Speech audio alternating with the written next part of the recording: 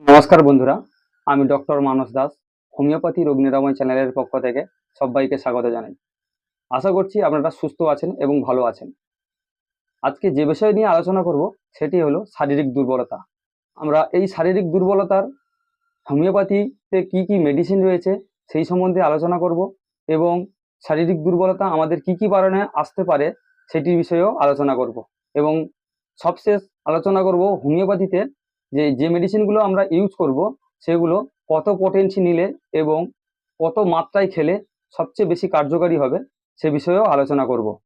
আপনারা যদি চ্যানেলে নতুন হয়ে থাকেন তাহলে আপনারা চ্যানেলটি সাবস্ক্রাইব করে নেবেন এবং পাশে থাকা বেল আইকনটি প্রেস করতে ভুলবেন না, যাতে পরবর্তীতে নতুন নতুন এরকম ইনফরমেটিভ ভিডিও আসলে আপনাদের সামনে নোটিফিকেশন চলে যায়। তাহলে চলুন ভিডিওটি স্কিপ না করে সম্পূর্ণ দেখার অনুরোধ রইল। আপনি যদি শারীরিকভাবে অত্যন্ত দুর্বল হয়ে থাকেন, কিছু সময় বসে থাকার পরে দাঁড়িয়ে পড়লে মাথা চক্কর দিতে থাকে এবং চোখ অন্ধকার হয়ে যায়, তাহলে বুঝবেন যে আপনার শরীরে কোনো না কোনো সমস্যার জন্য হিমোগ্লোবিনের ঘাটতি হচ্ছে। শরীরে যদি হিমোগ্লোবিনের ঘাটতি হয়ে থাকে তাহলে আমাদের ডাক্তারি পরিভাষায় একে রক্তহীনতা বা অ্যানিমিয়া নামে পরিচিত হয়। এই অ্যানিমিয়া রোগের লক্ষণগুলি হলো, আপনি যদি কাজ করতে করতে অল্পেতে হাঁপিয়ে ওঠেন, তার সঙ্গে সঙ্গে আপনার শ্বাসকষ্টের মতো রোগের লক্ষণগুলি পরিলক্ষিত হয়। এর সঙ্গে সঙ্গে হাতের নখের অংশগুলো সাদা ফ্যাকাশে থাকে এবং চোখ মুখ সাদা হতে দেখা যায়। চোখের নিচের দিকের ভিতের অংশ, যেটা কনজাংটিভাল বলা হয়, এটিকে সাদা সাদা ভাব লক্ষিত হয়। তাহলে আপনি ভাববেন যে আপনার অ্যানিমিয়া বা রক্ত অল্পতা রোগ হয়েছে। এরকম পরিস্থিতির উপরে আপনারা প্রয়োজনে ব্লাড টেস্টও করাতে পারেন, যেটাকে হিমোগ্লোবিন টেস্ট বলা হয়ে থাকে। এছাড়াও আপনারা আরও একটি টেস্ট করে নিতে পারেন, যেটি হলো CBC, complete blood count test. এতে আপনারা এই টেস্টের মাধ্যমে বুঝে নিতে পারবেন আপনার শরীরে হিমোগ্লোবিনের মাত্রাটা কত পরিমাণে আছে। হিমোগ্লোবিন হলো আমাদের শরীরের শক্তির উৎস। যদি কোনো কারণে হিমোগ্লোবিনের শরীরে ঘাটতি হয় তাহলে কোনো ছোটোখাটো কাজ করার সঙ্গে সঙ্গে আমাদের শরীরটা হাঁপিয়ে উঠবে এবং শ্বাসকষ্টের মতো উপসর্গগুলি দেখা যেতে পারে এবং সারা সময় ঘুম ঘুম ভাব, কাজে অনীহা, কাজ করার তেমন ইচ্ছা থাকে না, শারীরিক দুর্বলতা, এই সমস্ত কিছু লক্ষণও দেখা যেতে পারে। এর সঙ্গে সঙ্গে হাতের নখের অংশগুলো সাদা ফ্যাকাশে থাকে এবং চোখ মুখ সাদা হতে দেখা যায়। এছাড়াও চোখের নিচের দিকের ভিতের অংশ, যেটা কনজাংটিভাল বলা হয়, এটিকে সাদা সাদা ভাব লক্ষিত হয়। তাহলে আপনি ভাববেন যে আপনার অ্যানিমিয়া বা রক্ত অল্পতা রোগ হয়েছে বা আপনি এই রক্তহীনতা রোগে ভুগছেন। এই শারীরিক দুর্বলতা বা রক্তহীনতা প্রবলেমগুলো আমাদের শরীরে বিভিন্ন রকম কারণে আসতে পারে। আজকের এই ভিডিওর মাধ্যমে আমরা প্রধানত তিনটি ভাগে ভাগ করে এই শারীরিক দুর্বলতা সম্বন্ধে আলোচনা করব। প্রথম যে কারণটি হলো বাউল সিনড্রোম, যেটিকে আমরা গ্যাস, অ্যাসিডিটি, অম্বল, যারা বদহজমের সমস্যাতে ভুগে থাকেন সেই সমস্ত পেশেন্টের এই রক্তহীনতা বা শরীর দুর্বলতার কারণ হতে পারে। এই সমস্ত পেশেন্টের গ্যাস, অ্যাসিডিটি, অম্বল, বদহজমের কারণে খাবার ঠিকঠাক পরিপাকতন্ত্রে পরিপাচিত হয় না। এর কারণে খাবারের মধ্যে থাকা proper nutrition, vitamin, minerals, antioxidant রক্তের সঙ্গে মিশ্রিত না হয়ে পরপর শরীর দুর্বলতা ও অবসন্নতা থেকে এগিয়ে যায়।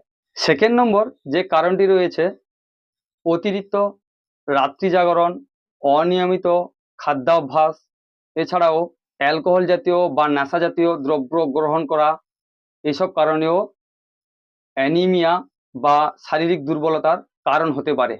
থার্ড নম্বর যে কারণটি রয়েছে, কঠিন রোগে অনেক দিন যাবৎ ভোগার পর শরীর ক্লান্ত বা হিমোগ্লোবিনের ঘাটতি হতে পারে। এরপর আমরা জেনে নেব এই সমস্ত শারীরিক দুর্বলতা বা রক্তহীনতা রোগে আমরা কোন কোন মেডিসিন ব্যবহার করতে পারি। হোমিওপ্যাথি মেডিসিন মানে রোগ লক্ষণের উপর খুব নির্ভরশীল, তাই আজকে কয়েকটি মেডিসিনের কথা বলবো, সেগুলি কি আপনার রোগ লক্ষণ মিলিয়ে খেতে পারেন। যেমন প্রথম নম্বর যে মেডিসিনটির কথা বলবো সেটি হলো চাইনা, যেটাকে আমরা সিঙ্কোনা নামেও পরিচিত। এই মেডিসিনটি আপনারা 30 CH পোটেন্সির আপনারা নিতে পারেন সারা দিনে 3 টাইম, সকাল দুপুর রাত্রিতে 2 ফোঁটা করে হাফ কাপ জলের সঙ্গে দিয়ে আপনারা এটাকে নিতে পারেন। যদি আপনারা গ্যাস, অ্যাসিডিটি, অম্বল, বদহজমের সমস্যাতে ভুগে থাকেন তাহলে আপনারা লাইকোপোডিয়াম 30 CH পোটেন্সির সারাদিনে 3 টাইম করে 2 ফোঁটা করে হাফ কাপ জলের সঙ্গে দিয়েও ট্রাই করতে পারেন। এর সঙ্গে সঙ্গে আপনাদের যদি সুরাপান বা মদ্যপানের অভ্যাস থাকে বা অধিক রাত্রি জাগরণ করেন, এই সমস্ত ক্ষেত্রে নাক্স ভোম 30 মেডিসিনটিকে ব্যবহার করতে পারেন। 30 CH পোটেন্সির সারাদিনে 3 টাইম খাওয়ার পরে পরে এই মেডিসিনটিকে ব্যবহার করলে সবচেয়ে ভালো কাজ হবে বলে আশা রাখছি। এরপর যে মেডিসিনটির কথা বলবো সেটি হলো বাইক্রেমি মেডিসিন ফেরামফস। রক্ত অল্পতার জন্য এই মেডিসিনটি খুবই কার্যকরী, ইফেক্টিভফুল একটি মেডিসিন। আপনারা এই মেডিসিনটিকে 6x পোটেন্সির মেডিসিনটিকে নিতে পারেন। আপনারা 5টি করে বটি চিবিয়ে বা চুষে খেতে পারেন সারাদিনে 3 ঘন্টা অন্তর অন্তর। এছাড়াও আপনারা আরও একটি বাইক্রেমি মেডিসিন ব্যবহার করতে পারেন, সেটি হলো ক্যালকেরিয়া ফস 6x। এই মেডিসিনটি রক্ত অল্পতা প্লাস শারীরিক দুর্বলতার উপরেও খুব ইফেক্টিভফুল একটি মেডিসিন।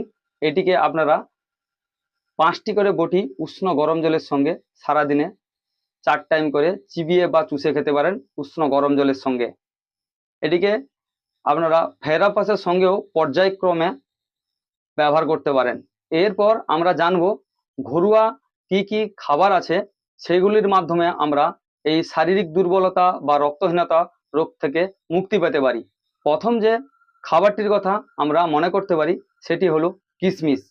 আপনারা এই কিশমিশটিকে 20 গ্রাম পরিমাণে এই কিশমিশ নিয়ে আপনারা হাফ কাপ জলের সঙ্গে ভিজিয়ে রেখে দিন।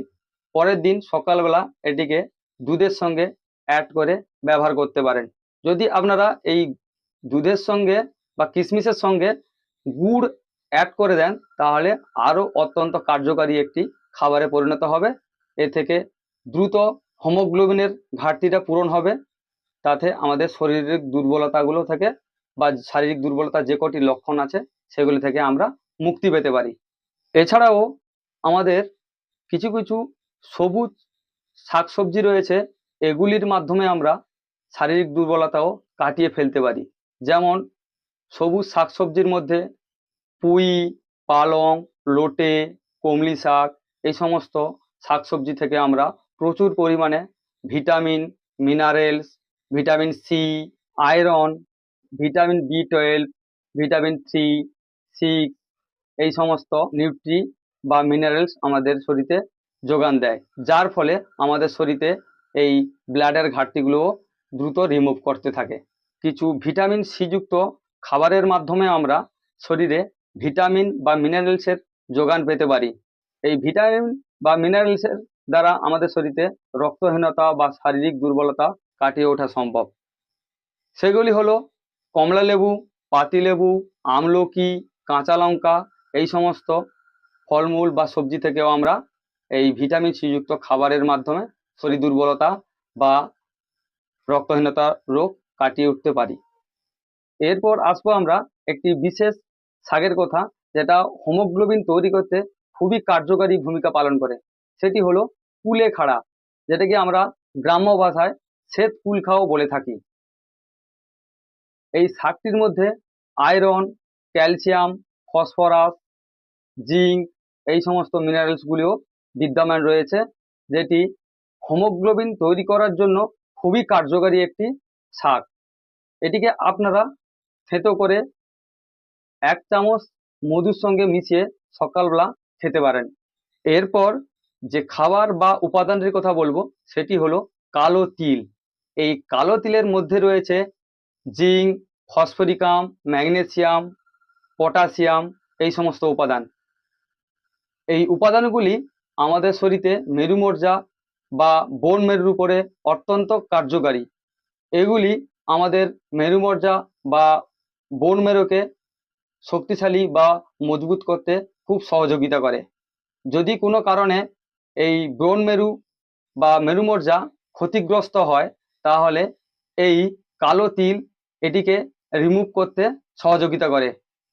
এই বোন মেরু থেকে আমাদের মেনত ব্লাড তৈরি হয়, এটিকে ব্লাড তৈরির কারখানাও বলা যেতে পারে।